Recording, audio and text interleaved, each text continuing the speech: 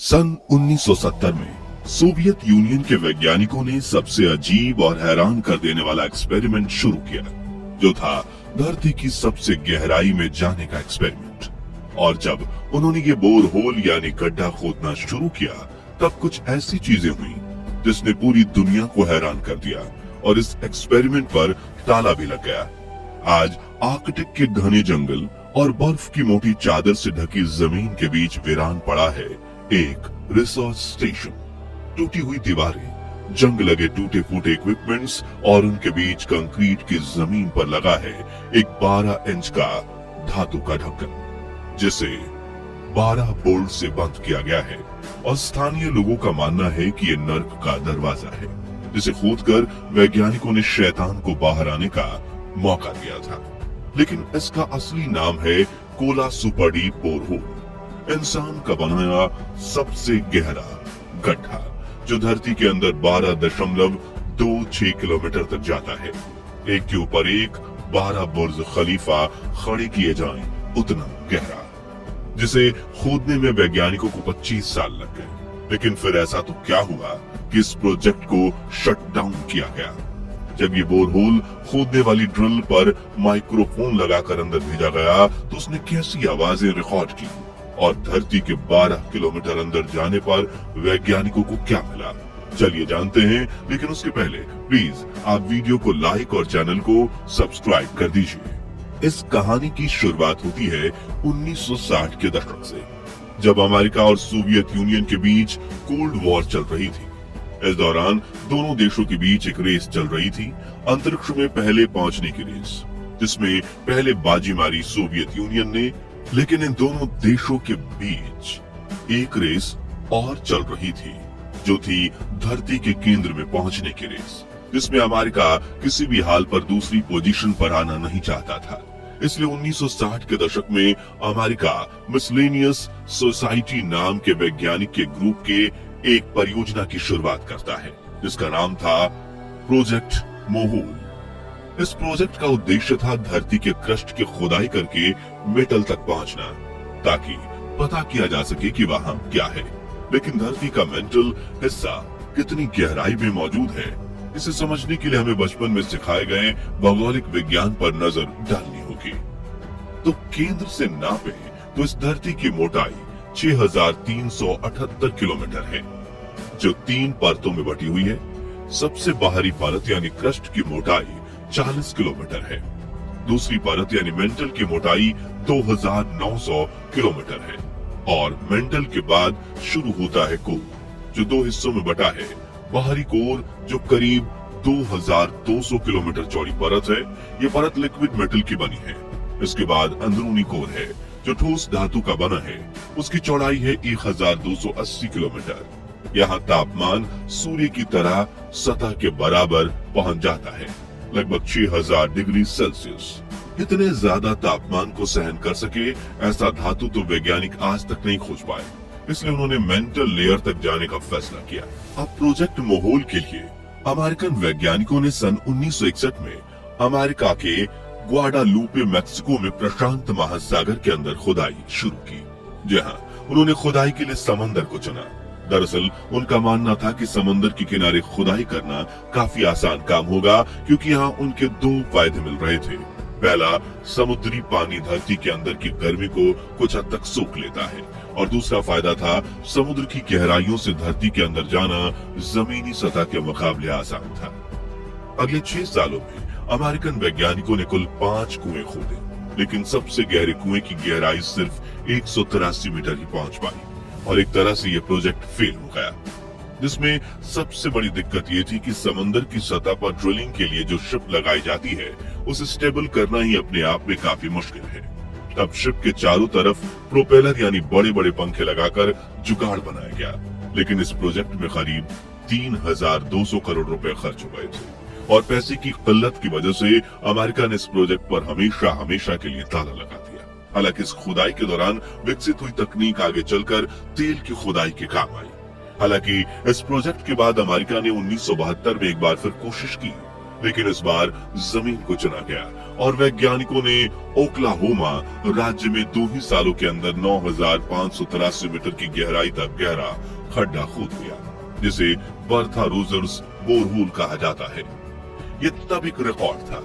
इससे नीचे जाना मुश्किल था, इसलिए खुदाई को यही रोक दिया गया। लेकिन जब अब बारी थी सोवियत यूनियन की, जिन्होंने धरती की अनंत गहराई तक गड्ढा खोदने और नर्क तक जाने का रास्ता ही बना डाला, जिसमें उन्हें 20 सालों से भी अधिक समय लगा। लेकिन ये सफर इतना भी आसान नहीं था। तो कैसे खोदा सोवियत संघ यानी रूस ने दुनिया का सबसे गहरा गड्ढा? चलिए जानते हैं।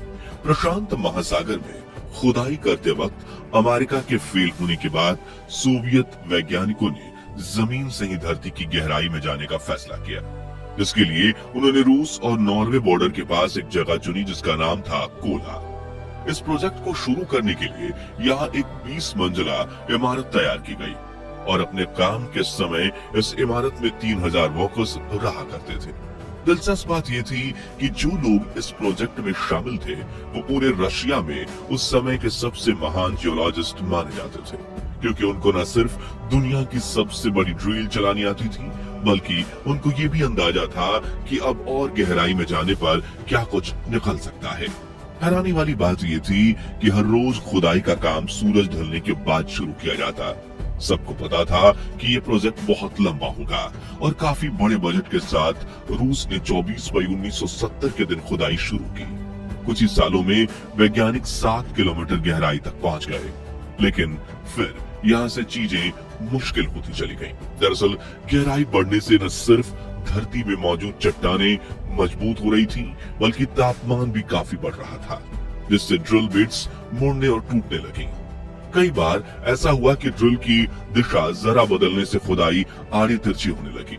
हर बार ऐसा होने पर नए सिरे से खुदाई करनी पड़ती थी ताकि सीध बरकरार रखे। लेकिन रूस के वैज्ञानिकों ने हार नहीं मानी और सालों तक खोदते हुए ड्रिल 12.2 किलोमीटर की गहराई तक जा पहुंचा। इसे इंसानों को चांद पर भेजने से बड़ी कामयाबी माना जा रहा था, लेकिन शुरुआत से ही इस प्रोजेक्ट के साथ फेल का डर था। अफवाहें थी और शंका भी। लोग मानते थे कि अगर हम धरती के नीचे जाएंगे तो सीधा नरक में पहुंच जाएंगे और फिर इस गड्ढे से शैतान भी बाहर निकल सकते हैं। और इन अफवाहों ने जोर तब पकड़ा जब इस प्रोजेक्ट पर चल रहा काम सन 1983 में कुछ समय के लिए रोक दिया गया। उस वक्त एक रिकॉर्डिंग वायरल हुई जिसे कई अमेरिकी न्यूज चैनल्स ने प्रसारित किया, जिसके साथ कहा जा रहा था कि सोवियत वैज्ञानिकों ने इस नोक ड्रिल पर एक माइक लगाया, जिसने नीचे जाकर वहां मौजूद नर्क की आवाज को रिकॉर्ड किया।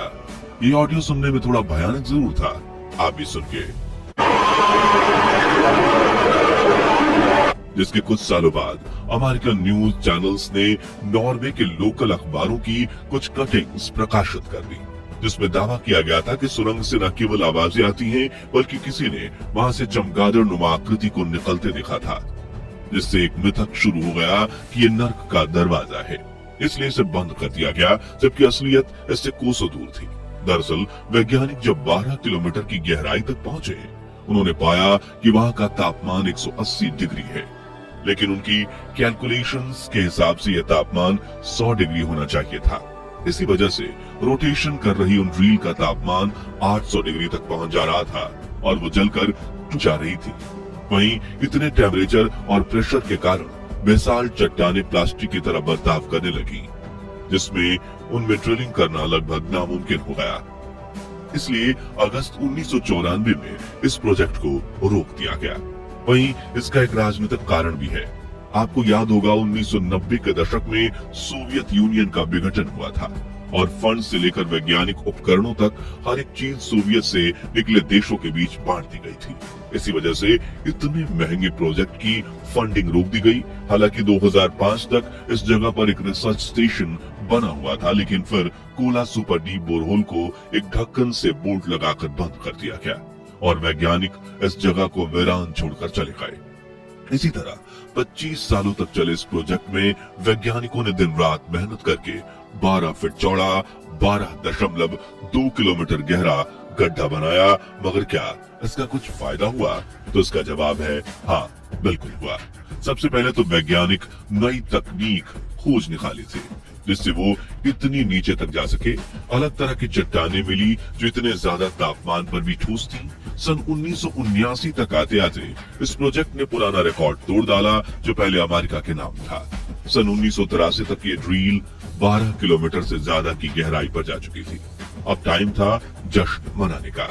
मॉस्को ने प्रोजेक्ट के सफल होने की घोषणा कर दी और पूरी दुनिया से वैज्ञानिकों को यहाँ पर इनाम देने के लिए बुलाया गया।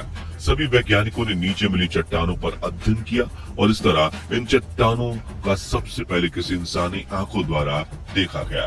पूरी दुनिया ये जानना चाहती थी और इसी तरह का काम करते हुए इस प्रोजेक्ट को पूरे 1 साल के लिए रोक दिया गया और यहीं से नर्क के दरवाजे वाला मिथक शुरू हुआ।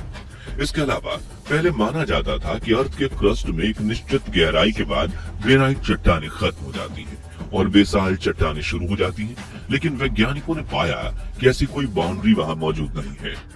वहीं यहाँ हैरानी की बात ये थी कि इतनी गहराई में भी पानी मिलना। माना जाता है कि एक निश्चित गहराई के बाद चट्टानें इतनी सघन हो जाती हैं कि पानी उससे नीचे नहीं जा सकता, जबकि ये बात गलत साबित हुई। इतना ही नहीं, वैज्ञानिकों को कई किलोमीटर गहराई पर जीवाश्म मिले जो 200 करोड़ साल पुराने थे। इतने दबाव और तापमान पर इन जीवाश्मों का बचे रहना वैज्ञानिकों को एक चौंकाने वाला विषय दे गया। तो आज के लिए बस इतना ही। क्या वाकई में धरती की गहराई में नर्क का दरवाजा हो सकता है? और क्या किसी अन्य देश को रूस से भी ज्यादा गहराई में जाने के लिए पैसा और टेक्नोलॉजी खर्च करनी चाहिए या नहीं?